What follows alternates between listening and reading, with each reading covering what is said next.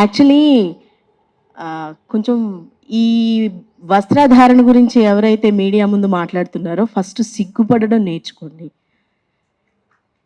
సిగ్గుపడడం నేర్చుకోండి. సామాన్లు, గిన్నెలు, గలాసలు, చెంచాలు ఇట్లాగా ఆడదాని బాడీని అట్లాగా పోల్చి మాట్లాడడానికి సిగ్గుపడండి ఫస్ట్. తర్వాత మార్చాలి అని అనుకుంటే చాలా విషయాలు ఉన్నాయి, నిజంగా అవసరమైన విషయాలు.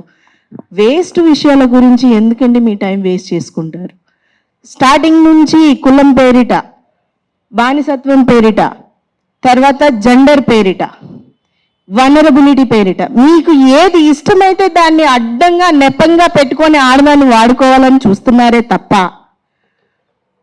ఆమెకి ఒక సెల్ఫ్ రెస్పెక్ట్ ఉంటుంది, ఆమె వ్యక్తిత్వం ఉంటుంది అనేదాన్ని మీరు కంప్లీట్లీ అసలు నోటీస్ చేయట్లేదు అనేది నాకు అనిపిస్తుంది. నేను పెద్దగా ఏం చదవను, నేను పెద్దలతో పెరిగాను, వాళ్ళతో విన్నవే నేను ఎక్కువ శాతం మనసుకు తీసుకుంటాను.